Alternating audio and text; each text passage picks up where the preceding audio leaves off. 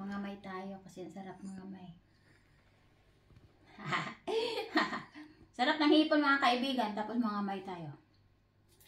Ayan, tapos kanin, tapos sausawan ay tuyo. Yan taktak-kaning. Sarap. O, diba? Tapos mangamay magkain. Pangayan ang kanin.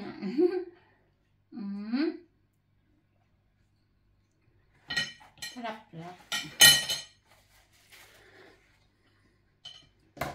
Yes, kanin kain na tayo.